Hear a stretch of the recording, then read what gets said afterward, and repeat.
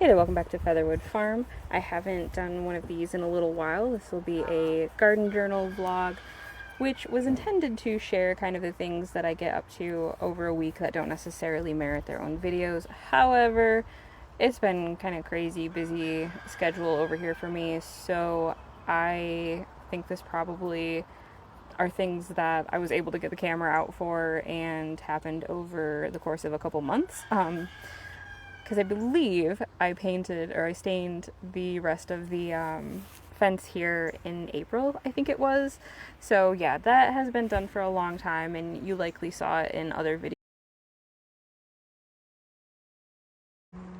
And I don't think I've shown this in any videos, but this is on the north side of our garage. So you can kind of see to like the center left there is where we had that walnut tree removed, and it obviously opened up this area a lot, and it's just this large plain wall. So I used all of our arborist chips and put in maybe 6 to 8 inches of them, and I'm going to plant an Invincible hydrangea hedge. And I think that that should be a really lovely feature in time. I do actually already have the hydrangeas as well, so they are ready to get in. I also don't think that I shared this in the garden tour video, but this is the area inside the picket fence where the raised beds are, where I had intended to plant my Gothic garden. And I had all the seeds going, lots of dark flowers, dark foliage, as black as I could get for a lot of things, and then some really deep like burgundies and merlot colors, things like that. And when we went to Asheville, I completely forgot to keep that tray with the rest of my other trays. I was hardening this one off, and so I didn't put it back in, and it succumbed to the weather, and I lost most of the seedlings that were intended to be in this area. So I still had like the coleus and some of my Hungarian black peppers because I grew them in different things, and I believe a Nicotiana, a chocolate Nicotiana, survived. So I did put those in here, but mostly it is just the extra like cut flower seedlings that I have. So my straw flowers went in here, a few extra zinnias, some amaranth. I think I had like one Queen Anne's lace, and then I also put in some of my extra herbs that I grew. So I think sage and chamomile in there as well. But I did go ahead and tuck in like the black Hungarian pepper, so there will be some dark foliage things kind of sprinkled throughout. And the way that I got this bed prepped was I just raked back all of the mulch there a couple of feet, and then I dumped some of our farm compost in the area, spread that out, and just planted directly in that, and then kind of scooted the mulch back over and got that all covered in. And I think that I think it's going to be really nice. I think it'll be kind of this colorful mishmash of things, and it'll feel really wild and free and look really lovely. And I don't think that it'll be necessary for me to cut any of these flowers that are growing here. Maybe some of the straw flowers, but that might be kind of it. So everything else will really just be there for the pollinators to freely pollinate. I did put in a couple of hydrangeas in the corners, and like the left side and the right side kind of mimic each other, so it's all mirrored there. So each side has 2 hydrangeas, and I honestly can't remember what I put in. I believe it was Invincible lace and then limettas, one of each kind of on either side. And then I put in a couple of extra plug nepetas that I had as well. So those are the only shrub and perennial things in there. And I think as of right now, I would really like to keep the space dedicated to just growing more annuals, because then I can, just have fun with it and play with things. So we'll see. Like, that's my intention right now. That very well may change. And then this is actually in our animal pen. This is the area where we keep our compost piles. It's, you know, it's nearby all of the coops, the goat house, and the chicken coop.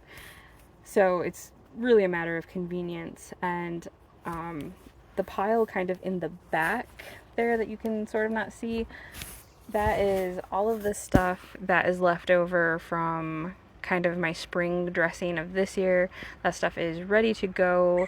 I don't have a whole lot left, but I plan on using that when I do, like when I flip the raised beds. I'll top dress those with some of this compost. The other pile is everything that's been collected kind of all of last year. And so should be good to use this fall and then as well as next spring. And then there will be a third pile, and that's kind of all of the stuff that has been used this year. So several piles going on. And I try to get it turned with the tractor at least like 3 or 4 times a year. If I can do more, that's great. But it's, you know, it's one of those things that you don't even think about really. Luckily, having it here, the chickens do also go in there and scratch it up and turn it over for me as well. So that does help a lot. And our compost is the chicken manure, goat manure, their beddings, which is a lot of pine flake, which is most of what you can see that isn't broken down is probably the pine shavings. And then I also put in, like when I do bed cleanup and weeding, it all gets tossed in there. So there is a ton of green matter in there as well that is entirely broken down, as you can see. And the chicken manure breaks down very quickly. The goat manure doesn't, but it is unharmful to things. It's not like a cow manure. It doesn't have a lot of nitrogen that it's going to be dumping onto anything. So it's safe to use when it's still pelleted like that.